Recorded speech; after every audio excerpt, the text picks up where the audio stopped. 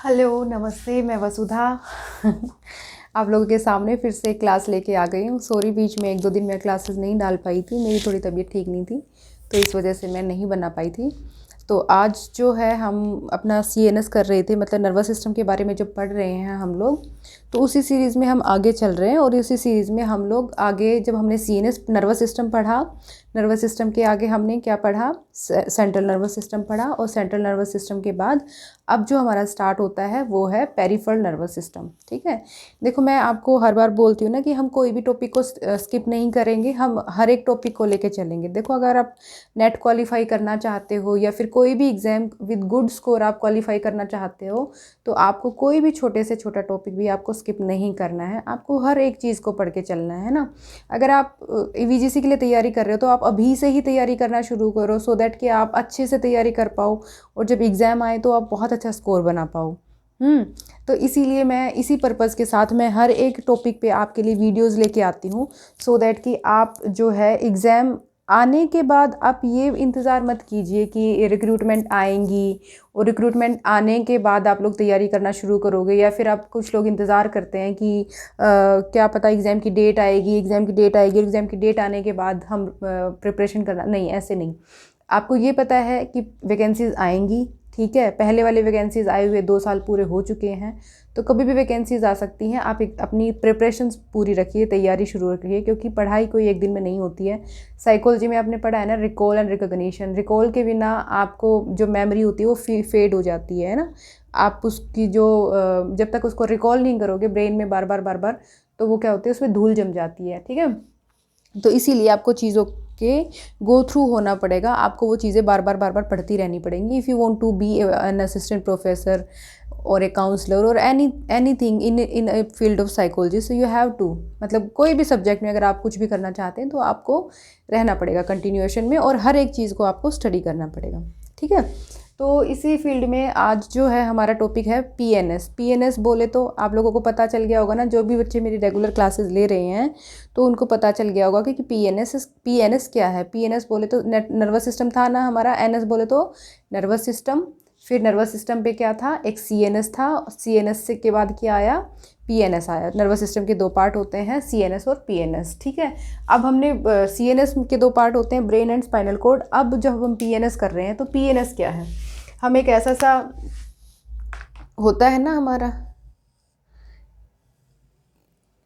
ऐसे होती है ना हमारी वो स्पाइनल कोड, नीचे पूंछ के जैसी होती है, ये स्पाइनल होगी और यहाँ पे ब्रेन हो गया, है ना, कुछ पेड़ के जैसी ऐसी सी होती है इनकी संरचना, ऐसे ही होता है। तो यहाँ पे एजिज में जो हो गया, that is calling peripheral nervous system. ठीक है, PNS पेरीफर, जो पेरीफर में होता है, सेंटर में हो गया ये सब कुछ, ब्रेन एंड स्पाइनल कोड पीछे होती है ना, और इसके पेरीफर में जो हो गया उसको बोलेंगे spinal cord, sorry, peripheral nervous system. ठीक है, याद रखना इस चीज़ को। ऐसे ही अपने जब चीज़ों को तुम अपने ऊपर अप्लाई करके देखोगे ना, जितना एप्लीकेशन करोगे उतना ही तुमको वो चीज़ें रिमाइंड हो जाएंगी, उतनी तुम्हारी वो पक्की हो जाएंगी चीज़ें। जैसे GK में तुम लोग करते हो ना, किसी नाम बना लेते हो किसी चीज़ का, तो ऐसे ही यहाँ पे भी रिकॉलिंग करने का तुम लोग ऐसे टेक्निक्स बनाया करो। ठीक है, पेरिफेरल नर्वस सिस्टम मतलब जो सेंटर में नहीं है, जो एजिज में है, और जो सेंटर में है वो ब्रेन एंड स्पाइनल कोड है। ईजी हो गया।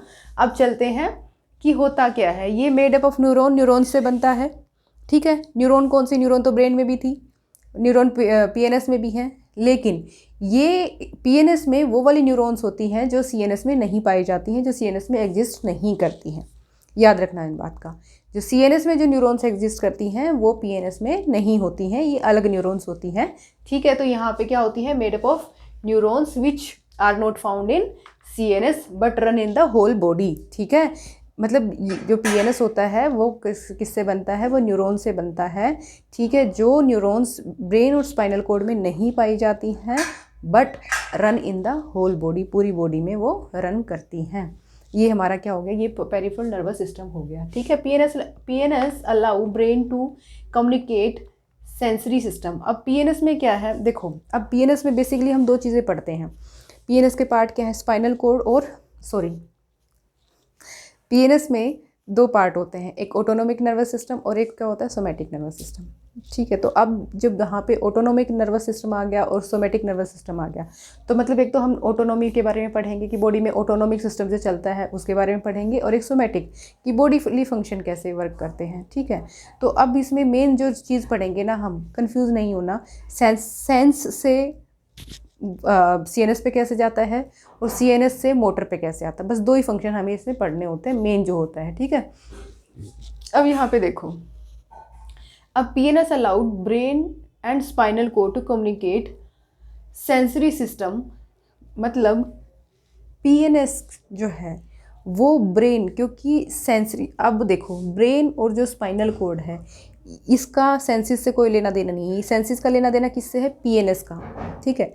तो PNS जो है वो अलाउड करता है किसको, ब्रेन को और स्पाइनल कोड को, किससे कम्युनिकेट करने के लिए सेंसरी सिस्टम से, मतलब आई से, स्किन से। ठीक है। मतलब जो मैंने देखा और मेरी आइज़ ने देखा, मेरा सेंसरी सिस्टम है, मेरी आइज़ ने देखा, और ये मैसेज किसकी हेल्प से, पेरिफेरल नर्वस सिस्टम अलाउ करेगा ब्रेन को। ठीक है। ब्रेन को अलाउ करेगा उस मैसेज को आगे फर्दर भेजने के लिए। ठीक है। मतलब आपस में इनका कनेक्शन होना जरूरी है। उसके बाद है allowed brain and spinal cord to control the muscle and gland of the body. देखिए अब और इसको और अच्छे से समझते हैं। अब पहले तो हमारी आइज़ ने देखा, कुछ सेंसेस हैं, या फिर मेरी स्किन ने ऐसे कुछ टच किया, यहाँ पे कुछ टच हुआ, मुझे पता चला कि कुछ टच हुआ है, तो ये मैसेज किसकी हेल्प से जाएगा, पेरिफेरल नर्वस सिस्टम की हेल्प से। उसने अलाउ किया किसको, ब्रेन को, यहाँ पे मैसेज लेने के लिए कि ऐसा ऐसा कुछ हो रहा है। ठीक है।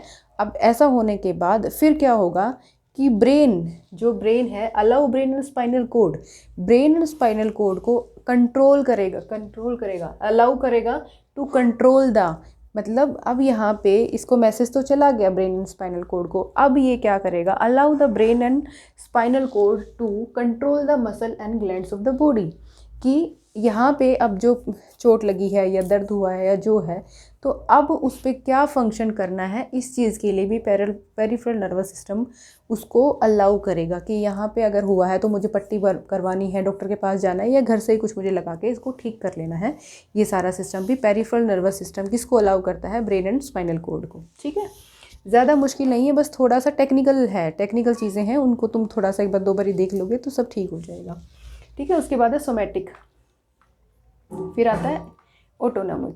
ठीक है। सोमेटिक क्या होता है, सोमेटिक में क्या होता है, नर्व्स होती हैं जो कंट्रोल करती हैं वॉलंटरी मसल्स ऑफ बॉडी। ठीक है। सोमेटिक में क्या होता है, सोमेटिक मतलब बॉडीली होता है, बॉडी का सिस्टम होता है, जहाँ सोमेटिक वर्ड आ जाए वो मतलब बॉडी को होता है। ठीक है। मतलब सोमेटिक मतलब बॉडी, जहाँ बॉडी के बारे में बात हो रही, फिजिकल बात हो रही, फिजियोलॉजी के बारे में बात हो रही है। तो सोमेटिक में क्या होता है, nerve control voluntary muscle of body. ठीक है।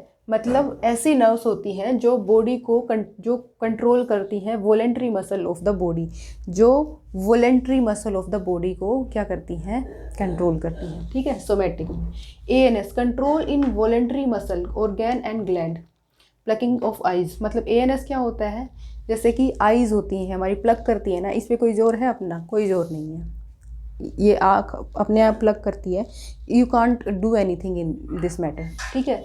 तो ANS का क्या रोल होता है, कंट्रोल इन इनवॉलंटरी मसल। ठीक है। कंट्रोल करता है किसको, involuntary muscle organ and gland को। ठीक है। उसके बाद है somatic made up of the sensory pathway.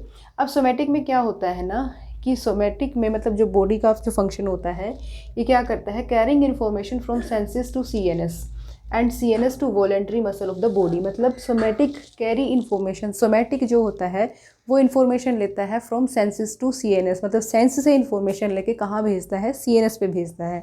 ये किसका काम होता है, सेंसरी का काम होता है। सेंसरी का क्या काम होता है, यहाँ से मैसेज लिया और यहाँ से मैसेज लेके कहाँ भेजेगा, सेंट्रल नर्वस सिस्टम पे भेजेगा। ठीक है। और उस सेंट्रल नर्वस सिस्टम पे भेजने के बाद फिर सेंट्रल नर्वस सिस्टम जो है इनवॉलंटरी के पास मैसेज भेजेगा, क्या कि मसल ऑफ द बॉडी, उस मसल पे भेजेगा। जैसे मान लो मुझे यहाँ पे कुछ लगा, ठीक है, यहाँ पे लगा, ये मैसेज मेरा कहाँ गया, CNS में गया, CNS में गया, और CNS पे मैसेज जाने के बाद फिर मुझे क्या हुआ, मुझे दर्द की फीलिंग हुई कि यहाँ पे चोट लगी है तो दर्द हो रहा है। थोड़ा जल गया तो मुझे जलन हो रही है, ये मैसेज मेरा यहाँ पे आ गया और मुझे अब यहाँ पे क्या करना चाहिए, दवाई लेनी चाहिए। ये किसका काम है, ये सोमैटिक का काम है। ज़्यादा कंफ्यूज होने की ज़रूरत नहीं है, आराम से इसको 2-3 बार सुनना, एकदम रिलैक्स होकर सब समझ आ जाएगा, ठीक है। उसके बाद है ANS, मोर और लेस ऑटोनोमिक सिस्टम। मतलब कि ANS में क्या होता है, जो भी हमारे ऑटोनोमिक होते हैं, मतलब ऑटोमेटिक, याद कर लो वर्ड चाहिए, तो जो भी ऑटोमेटिक सिस्टम होते हैं वो सारे किस में आते हैं, ANS में आते हैं, ठीक है। सिंपैथेटिक, पैरासिम्पैथेटिक, ये किसके पार्ट होते हैं, ये ऑटोनोमिक नर्वस सिस्टम के पार्ट होते हैं, सिंपैथेटिक और पैरासिम्पैथेटिक।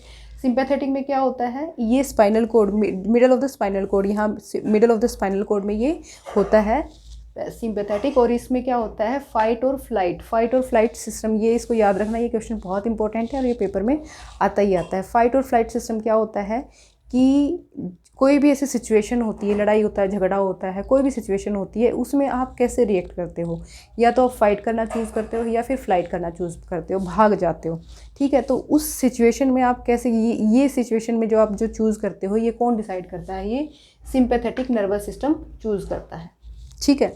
उसके बाद है helps in manage to stressful situation, की आपको हेल्प करता है किसको मैनेज करने की, स्ट्रेसफुल सिचुएशन को मैनेज करने की, कि आप स्ट्रेसफुल सिचुएशन को कैसे मैनेज करते हो। कुछ लोग उठ के भाग लेते हैं, कुछ लोग किसी से बात करते हैं, कुछ लोग रोते हैं, कुछ लोग कैसे भी। तो ये सब कौन डिसाइड करता है, आपका सिंपैथेटिक नर्वस सिस्टम डिसाइड करता है। उसके बाद है पैरासिम्पैथेटिक नर्वस सिस्टम।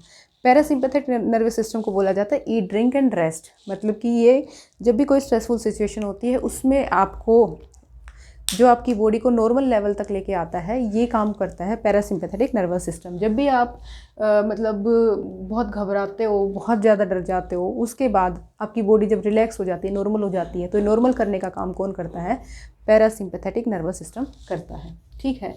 उसके बाद क्या है, लोकेशन इसकी कहाँ है, top and bottom of the spinal cord, ठीक है।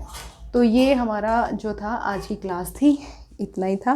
Thank you so much. इसमें एफरेंट और इफरेंट आप लोगों को पता ही होगा, ठीक है। एफरेंट क्या होता है, जो हम लास्ट क्लास में भी कर चुके हैं।